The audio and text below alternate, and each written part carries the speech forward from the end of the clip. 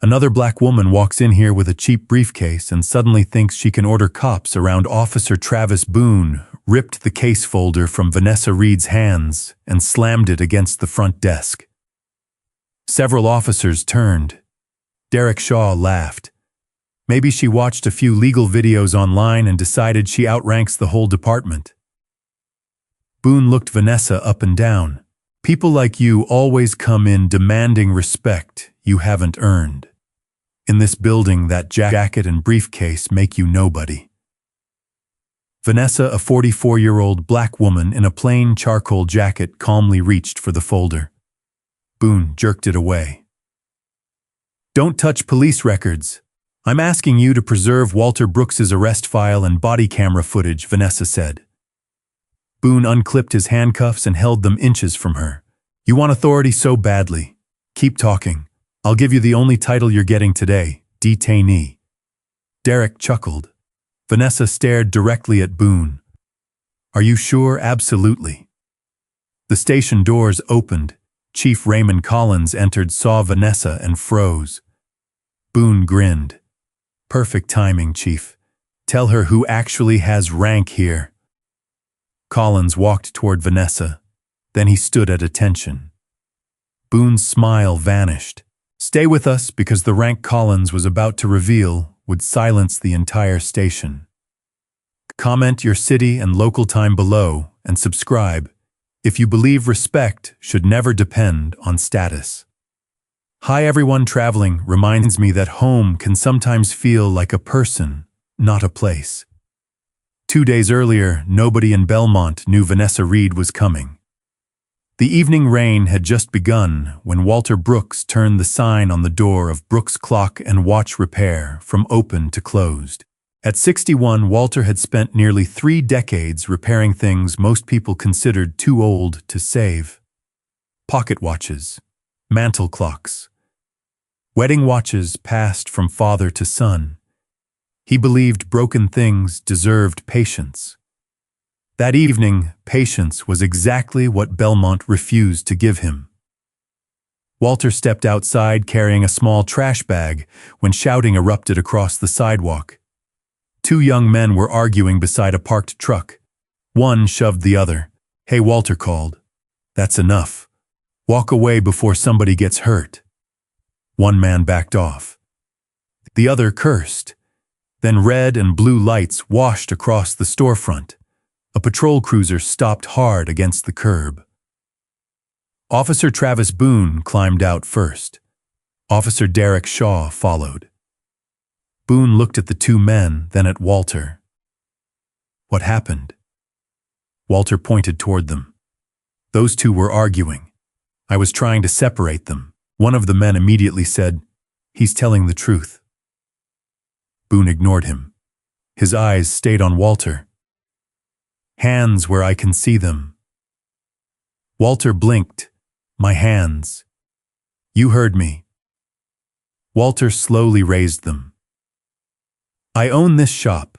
I didn't ask what you own. A second cruiser arrived. Officer Nicole Hayes stepped out and approached cautiously. Walter tried again. Officer, I called out because I didn't want anybody fighting outside my business. Boone moved closer. Then why are witnesses saying you were involved? Walter glanced around. Nobody said that. Boone's jaw tightened. Are you calling me a liar? No. I'm telling you what happened. That answer changed something in Boone's expression. He reached for Walter's wrist. Walter instinctively stepped backward. Please don't do this.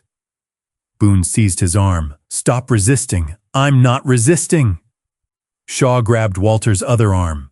Within seconds, Walter was pressed against the hood of the cruiser. Nicole stared.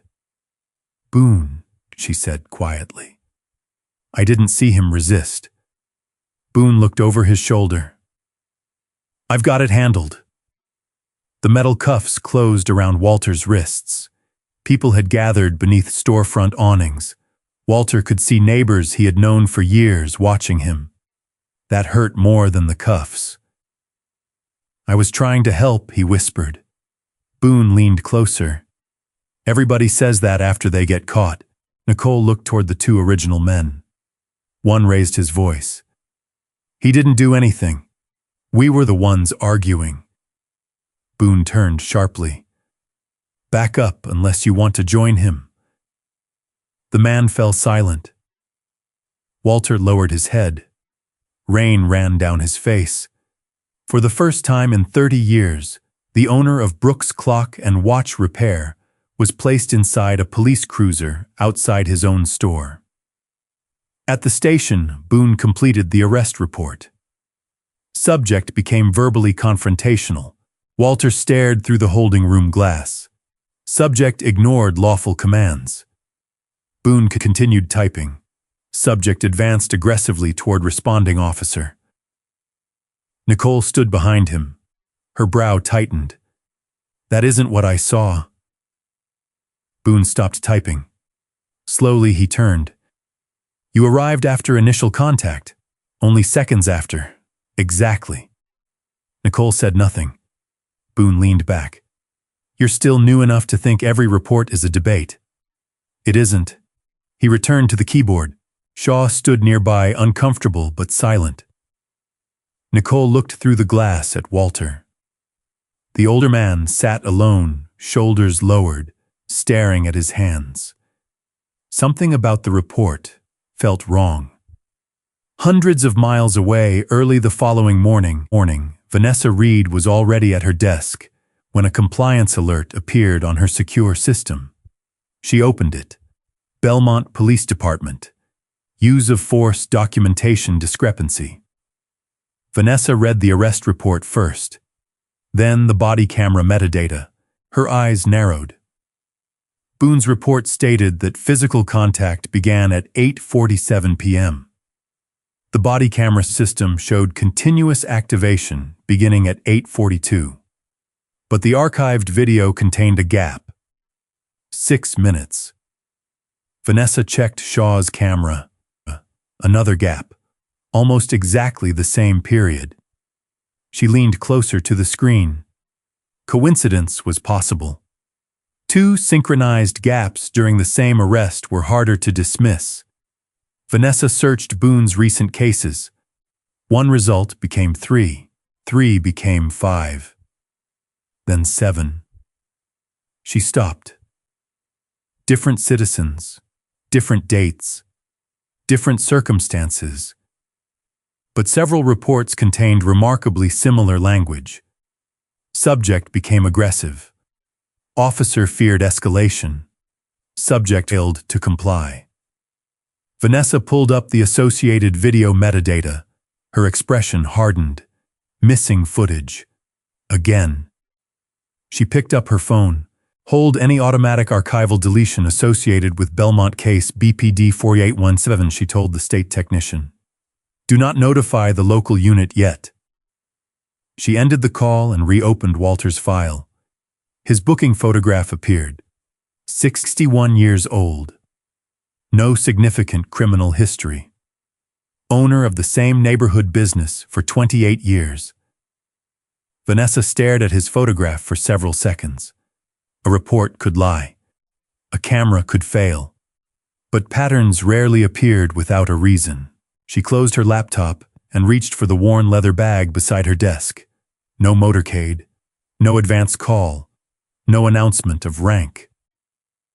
If Belmont had nothing to hide, she wanted to see how its officers behaved before they knew who was watching. And if Walter Brooks was telling the truth, Vanessa had just discovered something far more dangerous than one questionable arrest. She had discovered a pattern. By noon the next day, Vanessa Reed was driving into Belmont alone. No government vehicle followed her. No assistant sat beside her. She wore the same plain charcoal jacket she often used during unannounced reviews, and her worn leather bag rested on the passenger seat. Before visiting the police department, Vanessa made one stop. Brooks Clock and Watch Repair. A brass bell chimed as she entered. Hundreds of clocks covered the walls, their overlapping ticks filling the quiet shop. Behind the counter, Walter Brooks carefully adjusted the hands of an old wristwatch. Mr. Brooks Walter looked up. Yes, my name is Vanessa Reed. I'd like to ask about what happened Tuesday night. His expression immediately changed. If you're with the police, everything I had to say is already in their report. I didn't ask what their report says. Vanessa pulled out a chair. I'm asking what happened to you. Walter studied her before slowly sitting down. For several minutes, he told her everything. The argument outside, his attempt to stop it, Boone arriving, the commands, the cuffs, the people watching. But when Vanessa asked what bothered him most, Walter went silent. Finally, he looked toward the front window. I've fixed watches for cops in this town. Teachers, judges, families who couldn't afford a new one. His voice weakened, and that night none of it mattered. Vanessa listened. Walter rubbed his wrist where a faint mark from the handcuffs remained.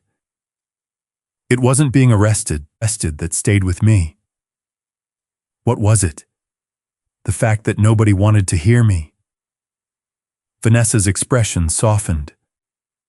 I hear you. 20 minutes later, she entered Belmont Police Department. Officer Derek Shaw sat behind the front desk. I need information concerning Walter Brooks's arrest, Vanessa said. Shaw barely looked up. You family, number attorney, no. Then there's probably nothing I can give you. I'm requesting confirmation that all evidence connected to his arrest has been preserved. That got his attention. What organization are you with? Vanessa placed a business card face down on the counter. This matter is undergoing review. Before Shaw could respond, another voice came from behind him. Review by who Travis Boone approached. Vanessa recognized him immediately from the arrest report. Officer Boone, that depends who's asking. Vanessa Reed. Boone looked at her plain clothes, then at the worn leather bag hanging from her shoulder. That's supposed to mean something. It means I have questions about Walter Brooks. Boone laughed once. Of course you do. Vanessa remained calm. Your report states Mr. Brooks advanced toward you aggressively. He did. 2 witnesses say otherwise. Boone's smile disappeared. Were you there? No. Then maybe don't explain my arrest to me. Vanessa watched him carefully. I'm not explaining it. I'm asking about it. Shaw glanced between them. Boone leaned against the counter. What are you, some internet attorney? Shaw chuckled nervously. Boone pointed toward Vanessa's leather bag. You show up carrying that thing and expect us to think you're conducting some official investigation. Vanessa didn't answer the insult. Instead, she asked, was your body camera functioning during the arrest? The atmosphere changed, only slightly. But Vanessa noticed. Shaw's eyes moved toward Boone. Boone straightened. Technical problem. What kind camera malfunction? And Officer Shaw's camera. Another pause. Same issue. Vanessa looked at Shaw. His jaw tightened. Both cameras malfunctioned during the same 6-minute period. Boone stepped closer. You asking questions or making accusations? Questions. Sounds like accusations. Vanessa lowered her voice. Then answer them. Boone stared at her. Nearby conversations gradually quieted. You come into our station, Boone said. Question my report. Question my partner. And now you're questioning our equipment. I'm questioning a 6-minute gap. It happens. Twice Shaw shifted uncomfortably. Vanessa noticed immediately. Officer Shaw, he looked at her. Was your camera functioning before contact with Walter Brooks? Shaw hesitated. Boone answered for him. He already told you there was a malfunction. I asked him. Boone placed his palm firmly on the counter between them. And I'm telling you, this conversation is over. Vanessa slowly looked down at his hand, then back at him. Are you refusing to confirm whether evidence has been preserved? I'm telling you to leave. Vanessa picked up her bag. For a moment, Boone seemed satisfied. Then she said quietly, "Thank you." His brow furrowed. For what? For answering a question you didn't realize I was asking. Boone watched her walk toward the exit. Outside, Vanessa stopped beside her car and opened a small notebook. She wrote down the exact time, then one name, Derek Shaw. She circled it. Boone had been defensive, aggressive, predictable, but Shaw had shown something different. Fear. Inside the station, Boone turned toward his partner. What was that? Shaw frowned. What? That look you gave her when she mentioned the cameras. I didn't give her anything. Boone stepped closer. Good. His voice dropped. Because there's nothing to give. Across the room, Nicole Hayes had heard enough to understand that something was wrong. That evening, Vanessa received the first preliminary metadata report from the state system. She opened Walter's case. Then another. Then another. 7 incidents. 7 questionable reports. Multiple missing video segments. And Derek Shaw's credentials appeared repeatedly in the access history. Vanessa stared at the screen. Maybe Shaw was helping Boone, or maybe he had been trapped inside something he no longer knew how to escape. Either way, one thing was becoming clear. The missing footage was not the only secret inside Belmont Police Department. And tomorrow, Vanessa intended to find out what Derek Shaw was afraid of. The next morning, Vanessa Reed returned to Belmont before the first rush of patrol officers changed shifts. She did not enter the station immediately. Instead, she sat inside her car across the street studying the metadata report on her tablet. 7 cases now showed the same disturbing pattern. Travis Boone had been involved in every incident. Derek Shaw appeared in 5. Each report described a citizen becoming aggressive moments before force was used, and each recording contained a convenient gap. Vanessa closed the tablet. Patterns could expose misconduct, but patterns alone could not explain who had created them. Inside the station, Nicole Hayes noticed Vanessa the moment she entered. Boone noticed too. His expression hardened. You again. Vanessa placed her leather bag beside the counter. I need confirmation that Walter Brooks's evidence is under preservation. I told you yesterday, this conversation is finished. No, Vanessa replied. You told me to leave. You never answered the question. Several officers looked over. Boone stepped closer. You really enjoy testing people, don't you? I prefer testing facts. His mouth tightened. This isn't your office. You don't get to walk around digging through police business because you think something feels wrong. Vanessa held his gaze. Then there should be nothing for you to worry about. For a second, Boone said nothing. Then he pointed toward the doors.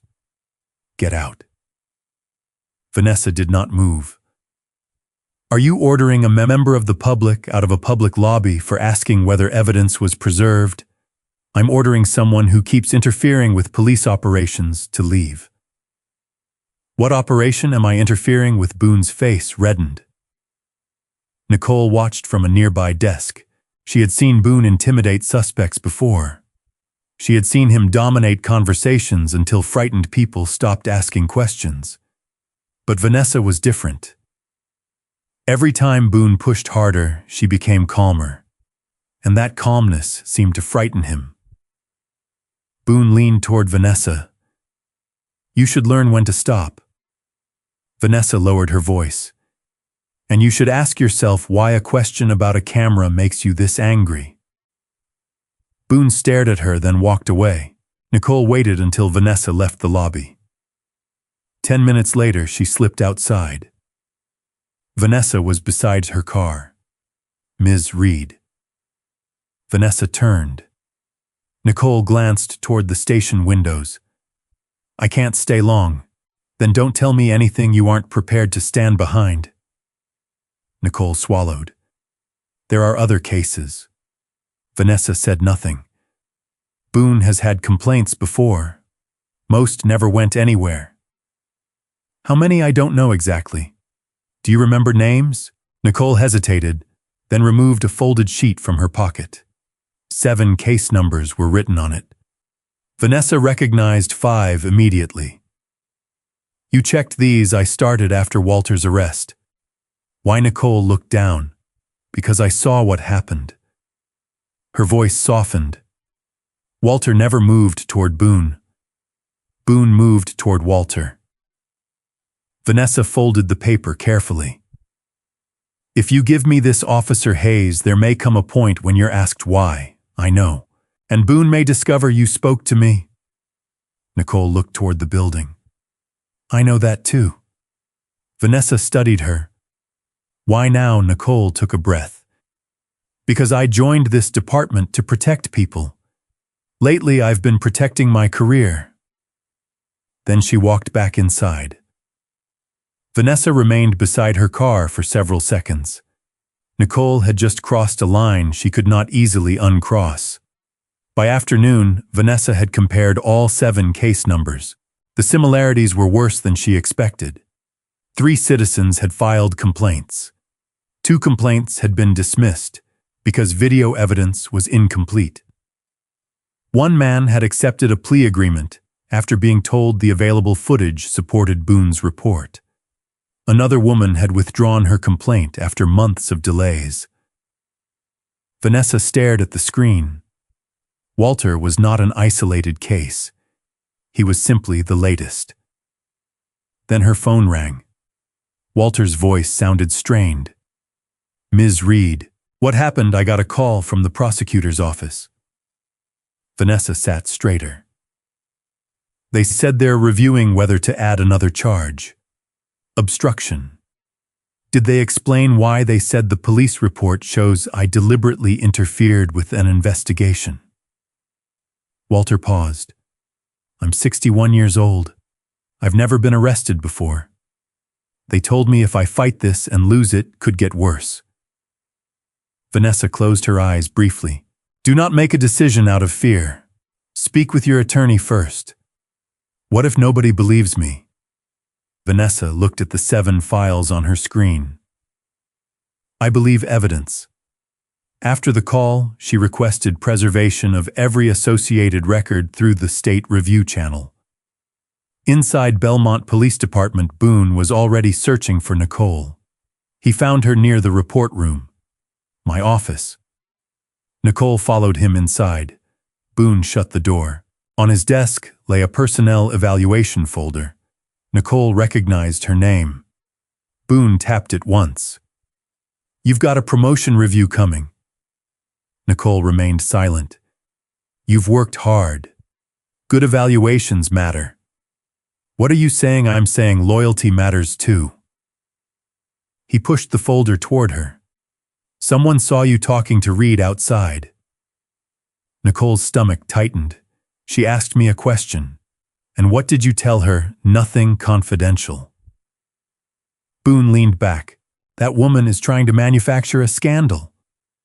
Nicole looked at him. What if she isn't? The room went still. Boone slowly stood. You need to decide whose side you're on. Nicole looked at the evaluation between them. For months, promotion had meant everything. Now it looked like a price tag. Outside the office, Derek Shaw had stopped in the hallway. He had heard Boone's final words, and for the first time, fear on his face was joined by something else. Shame. Neither Nicole nor Derek knew it yet, but that conversation would become the moment Belmont's wall of silence finally began to crack from within for good. Nicole Hayes barely slept that night. Every time she closed her eyes, she saw the personnel evaluation folder on Boone's desk. A promotion had been her goal for 3 years. She had taken extra shifts, completed every training course available, and volunteered for assignments nobody wanted. Now, Travis Boone had turned that dream into leverage. By morning, Nicole had made her decision. She would not change what she had seen. Across town, Vanessa Reed was already studying the 7 cases. The pattern was unmistakable. In every incident, Boone was either the primary officer or the first officer to make physical contact. 5 included Derek Shaw. 3 involved citizens who had complained about unnecessary force, and nearly every report contained variations of the same phrases. Subject became aggressive. Subject ignored repeated commands. Officer acted to prevent escalation. Vanessa compared the reports side by side. They sounded less like independent descriptions and more like a template.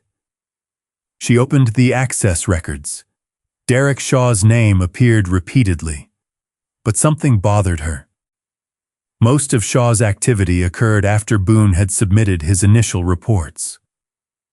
Vanessa decided to test a possibility. That afternoon, she returned to Belmont Police Department. Boone was nowhere near the front desk. Shaw was. Officer Shaw. His shoulders stiffened. "What do you want?" Vanessa placed no documents on the counter. Instead, she asked, "Do you remember Anthony Pierce?" Shaw's expression changed. "Barely, but enough." "Should I March 17th? Parking lot behind Madison Pharmacy." Shaw looked toward the hallway. "What about it?" "The report says Mr. Pierce raised a metal object toward Officer Boone." "That's what happened." "What object?" Shaw hesitated. "I don't remember. A tire pressure gauge." Silence. Vanessa continued. "The evidence photograph shows it was found 20 feet from where Mr. Pierce was restrained." Shaw swallowed. "If you have questions, talk to Boone. I'm talking to you." "I signed the report." "That wasn't my question." Shaw finally looked at her. "What do you want from me?" "The truth." Before he could answer, footsteps approached. Boone. His eyes moved from Vanessa to Shaw. "Problem no," Shaw said quickly. Vanessa noticed the fear again. Boone smiled without warmth. "Ms. Reed seems to enjoy hanging around police stations. I enjoy complete records. You still haven't told us who you work for. You still haven't answered why 2 cameras lost footage at exactly the moment Walter Brooks supposedly became aggressive. Several nearby officers went quiet. Boone's smile vanished. "You're done." Vanessa remained still. "You've said that before." "I'm saying it again." He stepped closer. "Whatever game you're playing, you're not intimidating anyone here." Vanessa looked around the room. Shaw would not meet her eyes. Nicole stood near the report desk. She did. Vanessa returned her attention to Boone. "I'm not interested in intimidating you." "Good. I'm interested in whether the truth does." Boone's face hardened. Then he laughed. "You really think you're somebody important, don't you?" Vanessa picked up her bag. "No, Officer Boone. I think the evidence is important." She walked out. Boone immediately turned toward Shaw. "What did you tell her?" "Nothing." "You better mean that." "I do." But Shaw's voice lacked conviction. That evening, Vanessa received a secure notification. One of the state technicians had finished checking Belmont's backup architecture. Vanessa opened the message. Her pulse changed. The missing footage had not been destroyed. Belmont's local's evidence interface showed corrupted segments, but the original camera uploads had automatically synchronized to a remote redundancy server before anyone accessed the local files. 7 archived segments remained recoverable, including Walter Brooks's. Vanessa called the technician. "Has Belmont been notified?" "Keep it that way. How many files should we preserve? All 7. She paused. And create a forensic copy of every access log associated with them. When the call ended, Vanessa sat silently. For the first time, she did not have merely suspicious patterns. She might have the original truth. Inside Belmont, Boone received a different notification. Access restriction applied. He tried opening Walter's body camera record. Denied. He tried again. Denied. A second case. Denied. His breathing changed. Derek. Shaw appeared in the doorway. Who locked these files, I don't know. Find out. I don't control the system. Boone slammed his palm against the desk. Somebody does. Nicole heard the noise from across the room. Boone grabbed his phone and called evidence management. After 30 seconds, his anger became something closer to panic. State preservation order, he repeated. Shaw looked up sharply. Boone slowly lowered the phone. His eyes shifted toward the station entrance. Vanessa Reed. Suddenly the plain clothes, the calm questions, and the refusal to explain herself no longer seemed ridiculous. They seemed dangerous. That evening, Vanessa left the small hotel where she was staying and walked toward her car. A patrol cruiser waited across the parking lot. Boone stood beside it, alone. You've been busy, he said. Vanessa stopped. So have you. You got those records locked. Vanessa gave no answer. Boone walked closer. I don't know who you know or what strings you pulled, but Belmont isn't your playground. Then stop treating it like yours. His jaw tightened. You keep pushing this. I'll make sure Belmont remembers you for the wrong reason. Vanessa looked directly at him. Is that a threat? Boone stepped closer. Call it professional advice. Behind a darkened vehicle 20 yards away, Derek Shaw had just exited a convenience store. He froze when he heard Boone. Neither Boone nor Vanessa saw him. But Derek heard every word. And as Boone walked away, Derek finally understood something he had spent months refusing to admit. Boone was no longer protecting them. He was protecting himself. Derek looked toward Vanessa, then toward Boone's departing cruiser. For the first time, he began wondering which side would still be standing when the truth came out. At 6:14 the next morning, Vanessa Reed received the file she had been waiting for. Restored original BPD 40 ointment.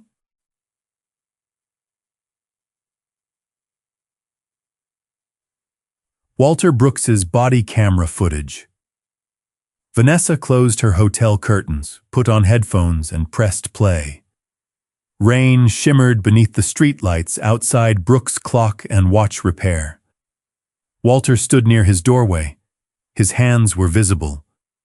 Travis Boone approached. The audio was perfectly clear. I was trying to stop them from fighting, Walter said. Hands where I can see them. Walter immediately obeyed. Then came the moment Boone's report had described differently.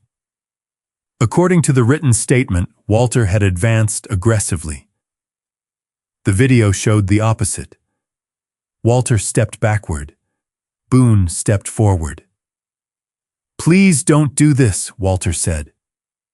Boone grabbed him. Seconds later came another voice. Derek Shaw.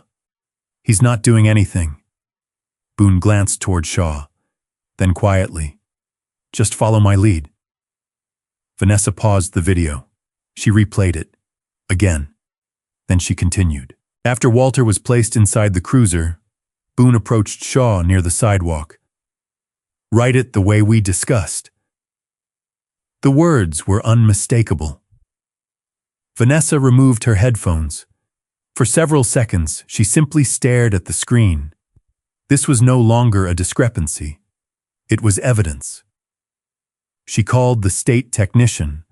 I need forensic authentication on this file, already running, and the other 6 recovering now. Preserve originals. Nobody accesses them without authorization. Vanessa ended the call. An hour later, another report arrived. The evidence system logs. One account appeared repeatedly after incidents involving Boone. Not Derek Shaw, not Boone himself. Evidence supervisor Martin Keller. Keller had opened several camera files after officers submitted them. Sometimes late at night. Sometimes minutes before sections were labeled corrupted. Vanessa leaned back. There was another layer. She issued a formal preservation directive through the state system. Every relevant body camera file, every access log, every associated report. Locked. At Belmont Police Department, Boone discovered the restrictions almost immediately. What the hell? He clicked Walter's file again. Access denied. Another case. Denied. A third. Denied. He called evidence management. Martin Keller answered. Why can't I access my own footage? It's under preservation. By who? Keller hesitated. State-level order. Boone's grip tightened around the phone. Who requested it? I can't see that. Don't lie to me. I'm not. Boone slammed the receiver down. Across the room, Derek watched him. Boone turned. This is her. Derek knew exactly who he meant. You don't know that? Who else? Derek lowered his voice. Maybe somebody noticed the reports. Boone stared at him. What's that supposed to mean? Nothing. Boone approached. Then keep it that way. Chief Raymond Collins was still attending a regional leadership conference outside Belmont. He had received only a routine notification that several records were under external preservation review. Nothing yet told him Vanessa Reed was physically inside his department. Vanessa intended to keep it that way a little longer. She wanted one more answer. That afternoon, she visited the municipal evidence facility. Martin Keller met her near reception.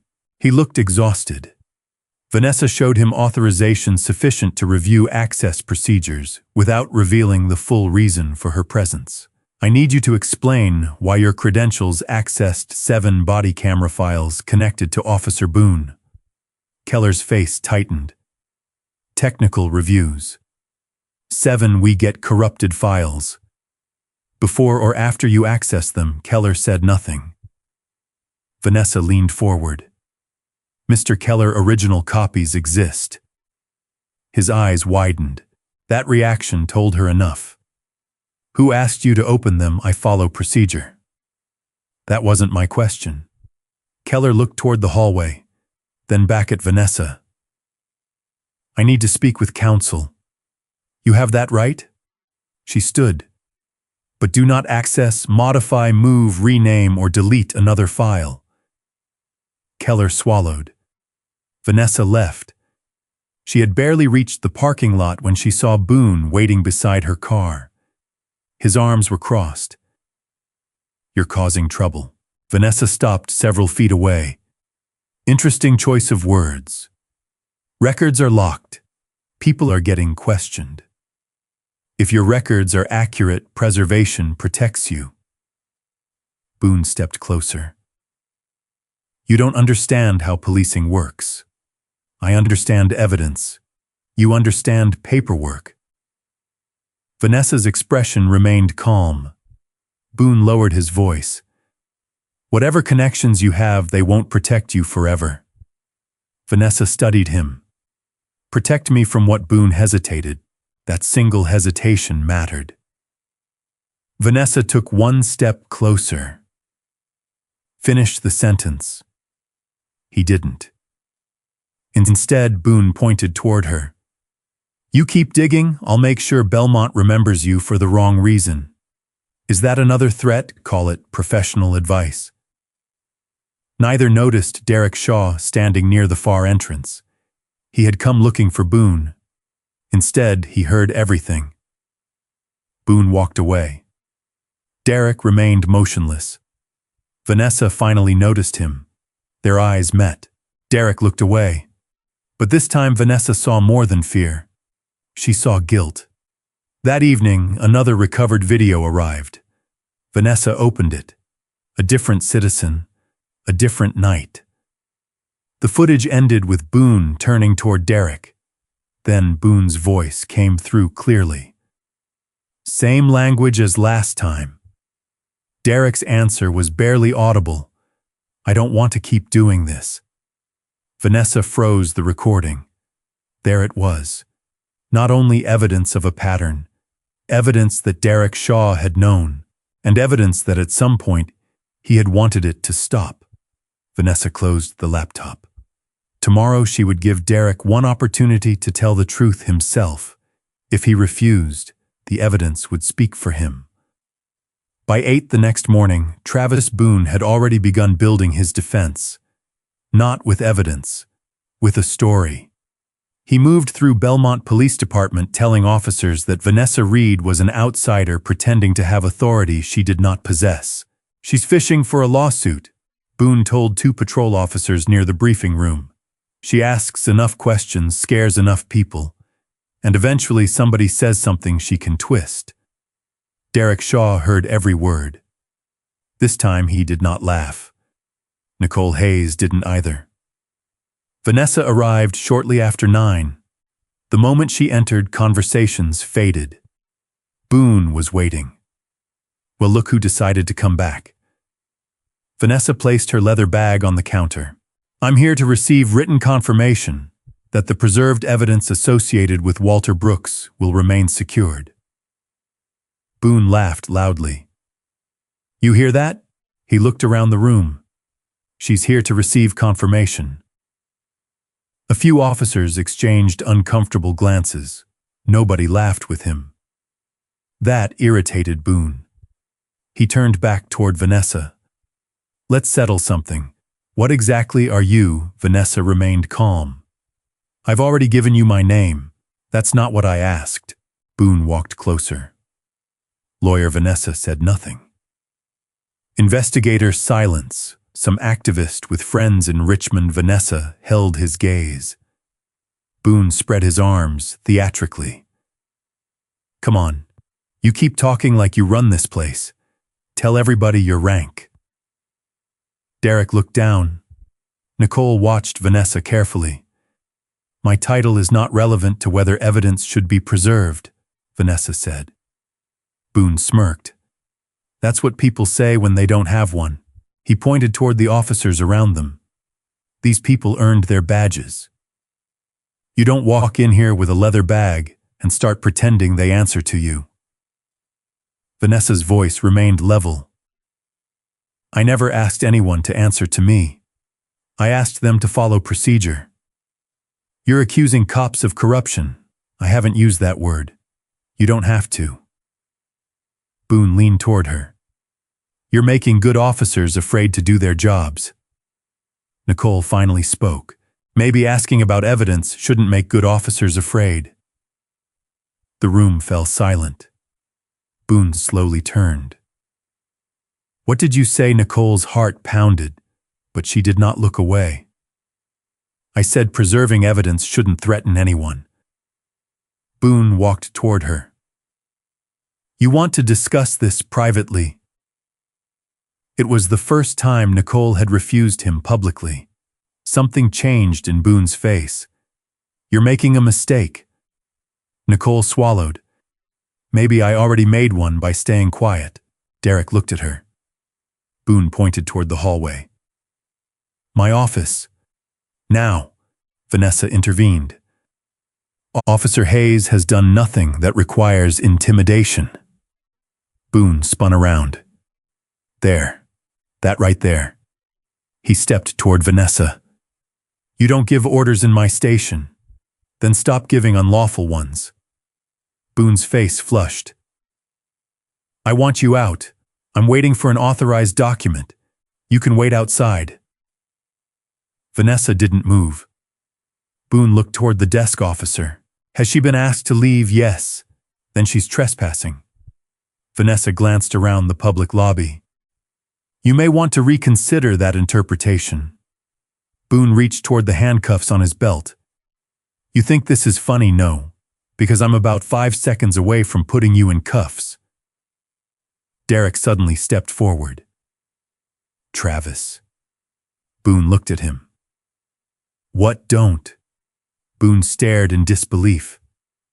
Excuse me. Derek's courage disappeared almost immediately, but the word had already been spoken. Boone walked toward him. You got something you want to say? Derek looked at Vanessa, then at Nicole. Finally, he lowered his eyes. No. Boone smiled coldly. That's what I thought. Vanessa watched Derek closely. She knew he was near his breaking point. 20 minutes later, Vanessa stepped into a quiet corridor near the records office. Derek followed. Ms. Reed. She turned. He looked exhausted. You wanted the truth? Yes. Derek checked the hallway. Walter didn't resist. Vanessa said nothing. Boone grabbed him first. I know. Derek froze. What I've seen, the recovered footage. His face drained. Recovered, the original upload survived. Derek leaned against the wall. For several seconds he couldn't speak. How much enough? He closed his eyes. I signed the report. Yes. He told me Walter stepped toward him. But you knew that wasn't true. Derek's voice cracked. The first time Boone changed a report, he said it was wording. He said reports needed to reflect the danger officers felt, not just what cameras showed. And you believed him. I wanted to. Derek looked ashamed. Then it happened again. How many? I don't know anymore. You do know. He looked at her. 5. Vanessa remained silent. I signed 5. Why? Because when I questioned him, he reminded me who trained me, who recommended me, who could destroy my career. Derek's eyes filled with shame. That doesn't excuse it. No, Vanessa said. It doesn't. He nodded. But telling the truth still matters. Derek looked toward the lobby. I'll give a statement. Once you do, you cannot take it back, I know. And you may face consequences. I know. Vanessa studied him. Then tell everything. Before Derek could answer, Boone appeared at the end of the corridor. His eyes moved between them. What's going on? Derek stiffened. Nothing. Boone walked closer. Doesn't look like nothing. Vanessa picked up her bag. I was asking Officer Shaw a question. Boone stared at Derek. And Derek hesitated. That hesitation told Boone everything. Vanessa returned to the lobby. Boone followed minutes later. His anger was no longer controlled. All right, he announced. We're finished playing games. Vanessa turned. Boone approached until only a few feet separated them.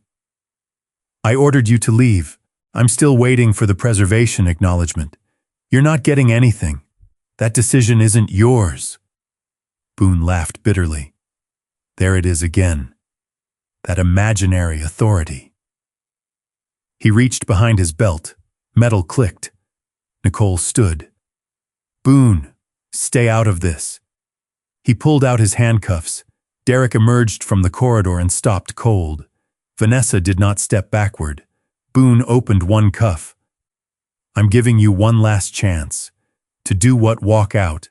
Vanessa looked at the handcuffs, then directly into his eyes. Before you do this, Officer Boone, ask yourself whether you know who you're arresting. Boone smiled. I know exactly who I'm arresting. He stepped toward her. Outside, unseen through the glass doors, a black department vehicle had just pulled into the parking lot. Chief Raymond Collins had returned to Belmont earlier than expected, and as Boone raised the open handcuff toward Vanessa Reed's wrist, the station doors began to swing open. Another black woman walks in here with a cheap briefcase and suddenly thinks she can order cops around. Travis Boone grabbed the case folder from Vanessa Reed's hands and slammed it against the front desk. The sound echoed through the station. Derek Shaw stood frozen near the corridor. Nicole Hayes rose from her chair. Vanessa did not move. Boone pulled the folder away when she reached for it. "Don't touch police records. I'm asking you to preserve Walter Brooks's arrest file and body camera footage." Boone unclipped his handcuffs. "You want authority so badly," he held them inches from her. "Keep talking. I'll give you the only title you're getting today, detainee." Nicole stepped forward. "Boone, stop. Sit down." "No." His head snapped toward her. "I said sit down." Nicole remained standing. Boone turned back to Vanessa. "You people come in here demanding respect, like a badge is something anybody can claim." Vanessa's eyes hardened. Respect shouldn't require a badge. Boone laughed. "In this building it helps." He opened one cuff. Vanessa looked at it. "Are you certain?" "Absolutely." The front doors opened. Chief Raymond Collins walked inside carrying a folder beneath one arm. Boone grinned. "Perfect timing, Chief." Collins took 2 steps. Then he saw Vanessa. He stopped. The folder lowered slowly from his hand. Boone pointed toward her. "This woman's been interfering with us for 2 days. She claims she has some kind of authority, keeps demanding records, questioning officers." "Officer Boone." Collins's voice sounded different. Boone stopped. Collins wasn't looking at him. He was looking at Vanessa. "Ma'am." Vanessa gave a small nod. "Chief Collins." The room became silent. Collins walked toward her. Then he straightened his posture. "Deputy Commissioner Reed." Boone's smile disappeared. Derek slowly lifted his head. Nicole stared. Collins turned toward the officers gathered around the lobby. "For anyone who has apparently not been properly informed, this is Dr. Vanessa Reed, Deputy Commissioner for Professional Standards with the State Public Safety Commission." Nobody moved. Collins continued. "Her office oversees professional standards reviews involving every department operating under state certification." His eyes shifted toward Boone, including ours. The handcuffs were still in Boone's hand. He slowly lowered them. "That's..." His mouth went dry. "That's not what she told us," Vanessa answered calmly. "You never needed my rank to follow evidence preservation procedure. I thought you were." What Boone stopped. Vanessa stepped closer. A citizen's silence. Someone you believed had no authority. Boone's face reddened. "This is a misunderstanding." "No." Vanessa's voice remained controlled. "A misunderstanding is getting someone's name wrong. You threatened arrest because I asked about evidence." Boone looked toward Collins. "Chief, she came in here making accusations." I asked questions," Vanessa said. "You were provoking officers. I asked why 2 cameras lost footage during the exact 6 minutes Walter Brooks supposedly became aggressive." Collins turned sharply. What Vanessa opened her leather bag. She removed a sealed document. "The original footage has been recovered." Derek closed his eyes. Boone went pale. Vanessa continued. "It shows Mr. Brooks stepping backward." She looked directly at Boone, not advancing. Collins's expression hardened. "And there's more." Vanessa handed him the document. 7 related cases are under preservation. Multiple reports contain similar language. Multiple recordings developed unexplained gaps after upload. Boone shook his head. "Equipment fails.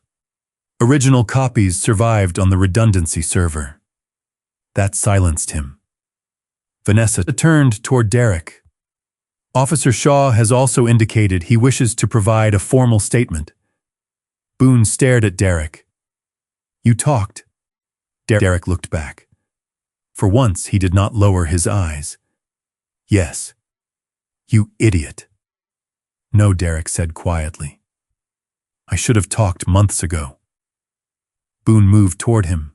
Collins stepped between them. That's enough. Boone pointed at Derek.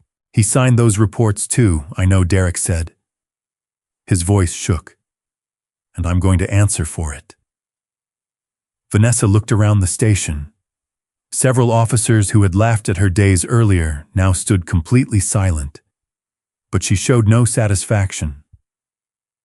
This investigation is not about how Officer Boone treated me. Boone looked at her. Vanessa continued. If this were only about disrespecting a deputy commissioner, we wouldn't be standing here. Her voice grew firmer. This is about Walter Brooks.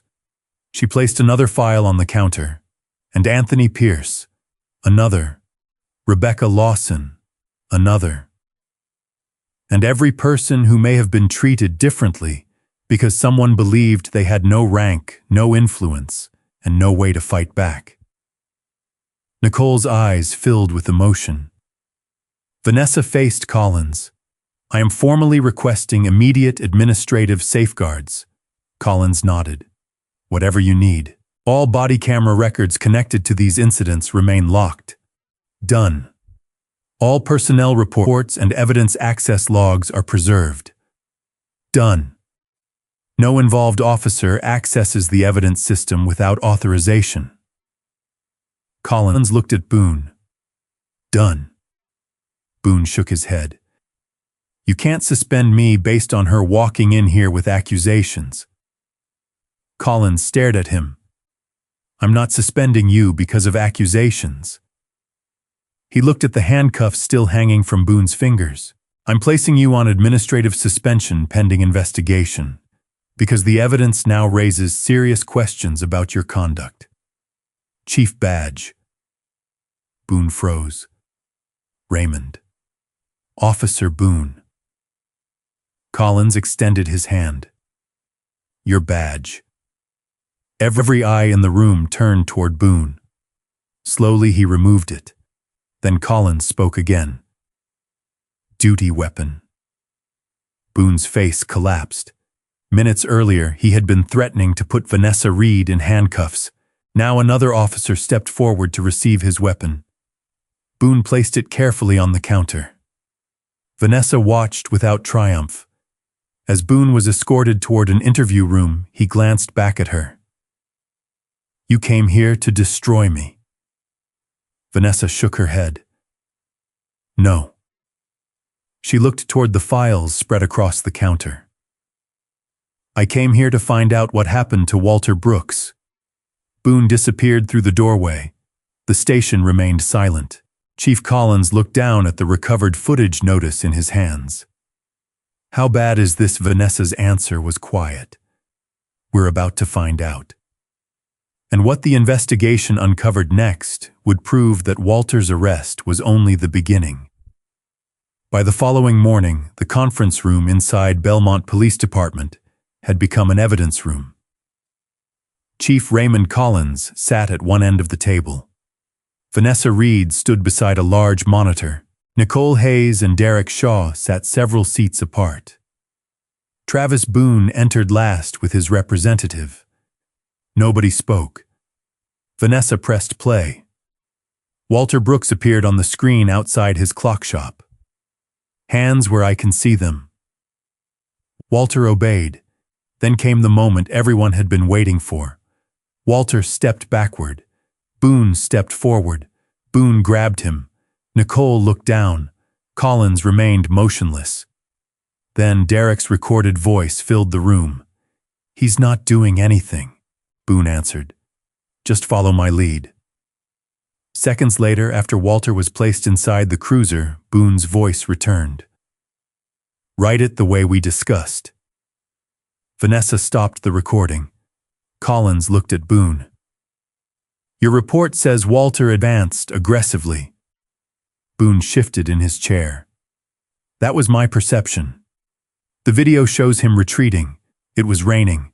Everything happened quickly. Vanessa opened another file. Then let's discuss Anthony Pierce.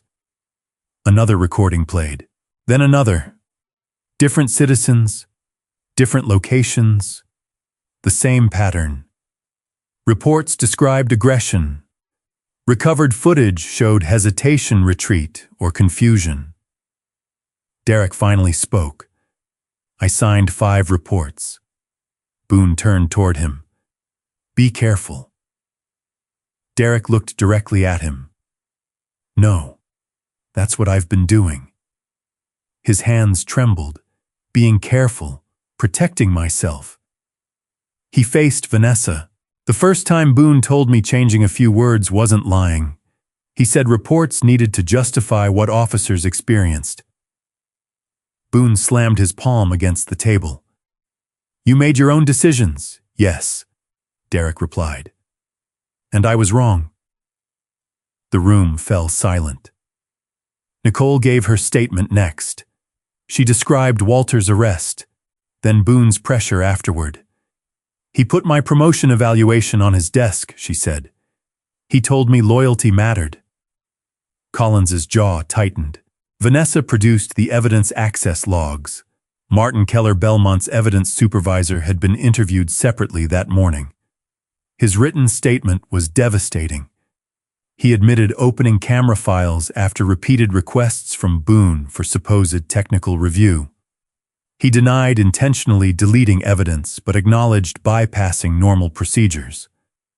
The forensic logs would determine the rest. Boone leaned back. You're turning routine mistakes into corruption. Vanessa looked at him. 7 routine mistakes. Police work isn't clean. No, Vanessa replied. But reports must be truthful. You weren't on those streets.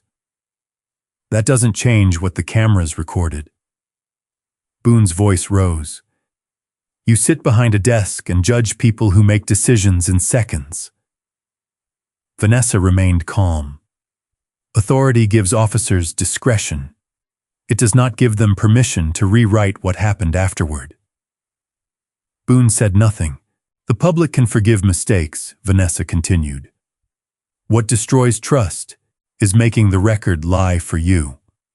That afternoon, the consequences began. Boone's administrative suspension was extended indefinitely, while the complete investigation moved to independent review. His cases were reopened.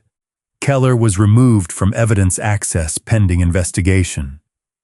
Derek remained suspended because cooperation did not erase his participation. But his full confession was formally documented. Nicole was protected from retaliation and assigned temporarily outside Boone's chain of influence. Then Vanessa made one call she had been waiting to make. Walter answered from his shop. Mr. Brooks, yes, the prosecutor has reviewed the recovered footage. Silence. The charges against you are being dismissed. Walter did not answer. Mr. Brooks, I'm here. His voice broke. Vanessa waited. Finally, Walter asked, all of them, all of them. He breathed deeply.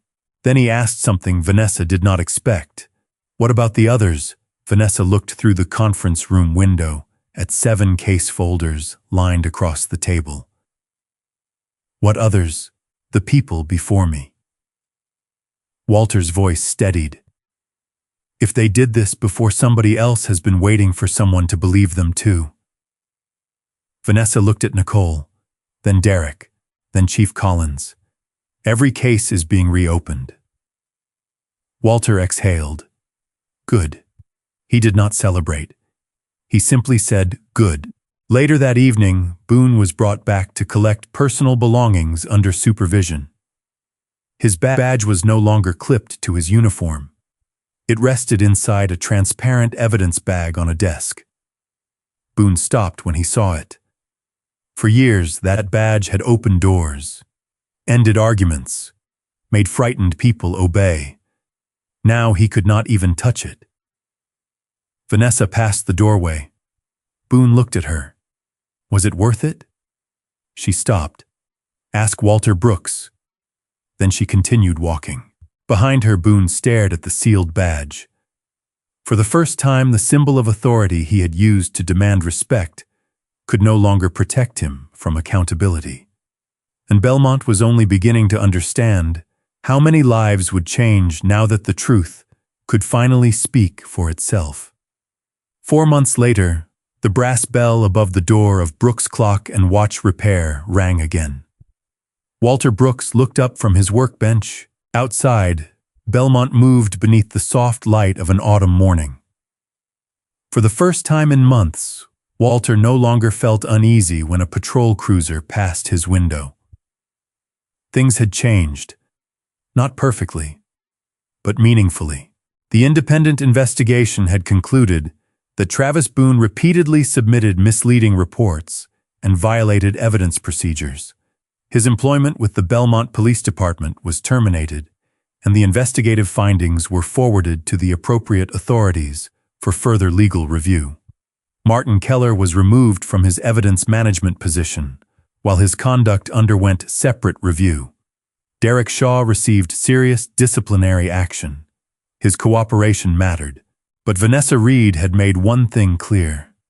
Telling the truth late did not erase the damage caused while remaining silent. Derek accepted responsibility. He entered a formal retraining and evaluation program, knowing there was no guarantee he would ever return to active duty. Nicole Hayes faced a different future. Chief Raymond Collins assigned her to Belmont's newly created Integrity Review Team. The promotion Boone had once used to threaten her career no longer mattered as much. Nicole had discovered something more valuable. She could look at herself without shame. Belmont changed too. Body camera recordings were moved into a protected system with immutable access logs. No officer could alter, rename, or flag footage without creating a permanent digital record. Evidence reviews now required multiple levels of authorization. Citizen complaints could no longer disappear quietly inside internal paperwork, and an independent community review panel began examining serious use of force cases. Chief Collins stood before reporters when the reforms were announced. He did not blame Boone alone. The failure was larger than one officer, Collins said. A system failed to notice what it should have noticed. "I lead that system, so responsibility begins with me." Some people demanded his resignation. Collins refused to hide behind excuses. Instead, he promised to remain long enough to implement the reforms and submit himself to the same external review he expected from everyone else. For Vanessa, that mattered. Accountability was not humiliation. It was responsibility followed by change. That afternoon, she entered Walter's shop. He smiled when he recognized her. "Deputy Commissioner." Vanessa raised an eyebrow. "You didn't call me that the first time." "I didn't know. That was probably better." Walter laughed. He placed a repaired pocket watch on the counter. "My grandfather's." Vanessa examined the worn silver case. Beautiful. It stopped working 20 years ago, and now Walter wound it. Tick, tick, tick. Vanessa smiled. Walter's expression became serious. "I never properly thanked you. You don't owe me thanks." I had already started wondering whether fighting the charges was worth it. Walter looked toward the window. When people with badges tell everyone you're dangerous, eventually you start wondering if your own voice matters. Vanessa listened. "But you believed me. I believed the evidence." Walter smiled faintly. "That sounds like something an investigator would say."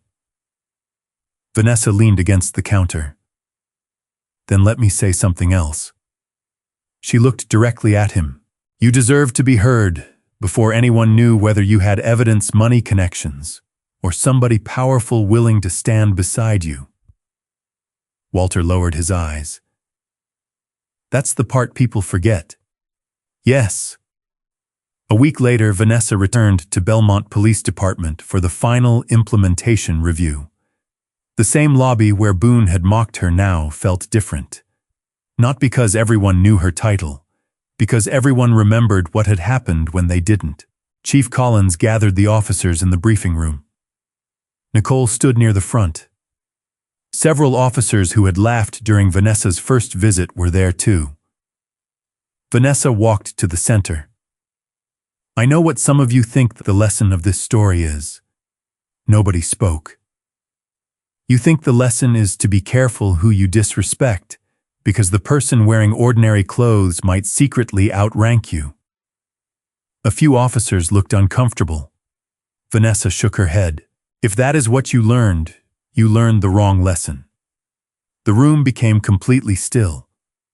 Travis Boone's greatest mistake was not failing to recognize my rank. She paused. His greatest mistake was believing my rank should determine whether I deserved dignity. Nicole watched her closely. Vanessa continued. A badge gives you authority. It does not give you ownership of the truth. She looked around the room. The person standing across from you may be frightened, poor, angry, confused. They may have no lawyer waiting outside, no government title, no powerful family. Her voice softened. And that is exactly when your character matters most. Nobody moved. Treat people with dignity even when you believe they have no power at all. After the meeting, Vanessa walked toward the exit. Nicole caught up with her. Dr. Reed, Vanessa turned. I wanted to tell you something. Nicole hesitated. I almost stayed quiet. But you didn't. Not forever. Vanessa nodded. Courage rarely arrives before fear, Officer Hayes. Usually it arrives after. Nicole smiled. Outside, Vanessa noticed a familiar storefront across the street. Walter stood beneath the awning of his clock shop. Nicole crossed toward him before beginning her afternoon patrol.